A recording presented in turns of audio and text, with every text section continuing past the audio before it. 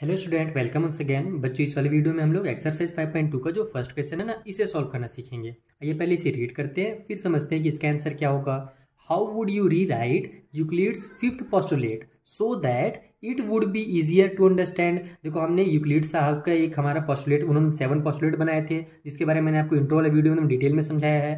तो उसमें से जो फिफ्थ पोस्टुलेट था वो बहुत ज़्यादा घुमा फिरा करके लिखा गया था, उसको और भी ज़्यादा आसान लैंग्वेज में वो लिख सकते थे। ठीक है, लेकिन अब वो तो थे भैया जो भी मैथमेटिशियन थे, बड़े इंसान थे, तो उनका बात छोड़ दो आप। यानी कि वो जो लिखे थे ना, उसको हम और दूसरे तरीके से कैसे लिख सकते हैं ताकि हमारा काम आसान हो जाए। यानी एक तरह से आपको एग्जाम में क्वेश्चन नहीं आता है, जैसे कि मान लो बड़ा सा पैसेज दिया रहेगा, उसको शॉर्ट में लिखने के लिए आता है ना, सेम उसी तरीके का एक क्वेश्चन है कि हम फिफ्थ पोस्टुलेट को कैसे ईजियर तरीके से समझा सकते हैं। तो पहले तो आपको पता होना चाहिए कि वो पोस्टुलेट क्या था, तभी ना आप उसको लिखोगे सिंपल लैंग्वेज में। तो ये मैं आपको दिखा देता हूँ कि वो पोस्टुलेट क्या था।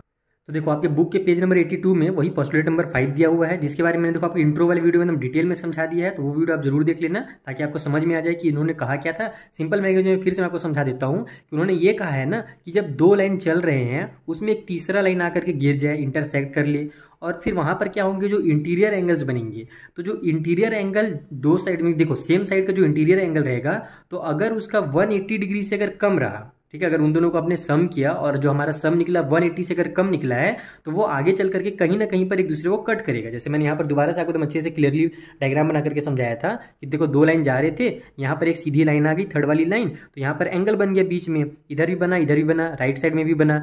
तो जिस साइड जो होगा ना, वो एंगल क्या होगा, कम होगा 180 से। जैसे ये वाला एंगल और ये एंगल आपको साफ साफ दिख रहा है कि दोनों को ऐड करेंगे तो 180 से कम आएगा। अब बोलोगे सर कैसे पता चला आपको? तो देखो, जब हम लोग क्या जानते हैं 180 कब आता कि जब ऊपर भी 90 डिग्री होता है, नीचे भी 90 डिग्री होता। तो उस टाइप से कब बनता है, जब एकदम सीधा सीधा एंगल बनता है ना। देखो इस तरीके से डब्बे वाला एंगल, इसको हम लोग 90 डिग्री का एंगल बोलते हैं। अब आप क्लास 9 पे पहुंच गए हो तो ये से बेसिक चीज़ों को जानना जरूरी है आपके लिए।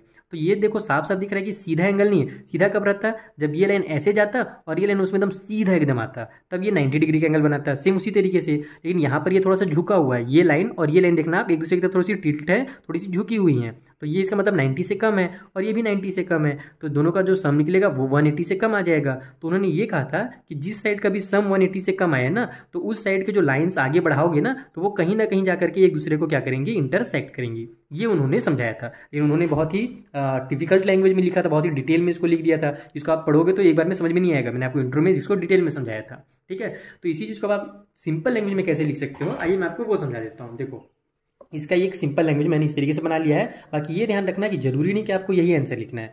आप अपने एग्जाम में अगर ये क्वेश्चन आता है तो इसको आप दूसरे तरीके से भी अपने वर्ड में भी लिख सकते हो, ठीक है। बस उसी पोस्टुलेट को लेकिन सिंपल लैंग्वेज में करना। ये मत कि दूसरा किसी पोस्टुलेट को उठाए और उसको उतार दिए, तो गलत हो जाएगा। उसी पोस्टुलेट को आप दूसरे तरीके से लिख सकते हो। जो मैंने लिखा है वो मैं आपको समझा देता हूँ कि if two lines are intersected by a third line, यानी दो लाइन थे भैया, वो थर्ड लाइन से तीसरे लाइन से इंटरसेक्ट हो गए, तो द सम है ना, और जो सम मिल रहा है हमारे पास, and sum of the interior angle of same side, यानी किसी भी साइड के, सेम साइड के जो इंटीरियर एंगल बन रहे हैं ना, तो उनका जो सम रहेगा इज लेस देन 180। अगर उनका जो सम निकला वो 180 से कम निकल गया, तो then the lines will be intersect. तो जो लाइन होंगी वो कहीं ना कहीं जाकर के इंटरसेक्ट होंगी, जैसे कि मैंने आपको भी डायग्राम में समझाया। तो एक तो इस तरीके से आप इसको स्टेटमेंट बना करके सिंपल लैंग्वेज में लिख सकते हो। इसके अलावा भी आप कुछ बनाना चाहो तो मुझे कमेंट बॉक्स में जरूर बताना, बना सकते हो, गलत नहीं कहलाएगा। बस एक बार कमेंट बॉक्स में मुझे दिखा देना कि सर सही है या नहीं है, ठीक है। तो मिलते हैं अपन नेक्स्ट वाले वीडियो में, यहाँ पर जो अगला क्वेश्चन है ना, क्वेश्चन नंबर 2, उसे भी मैं आपको इसी तरीके से एकदम सिंपल मेथड में समझा दूंगा। Thank you for watching.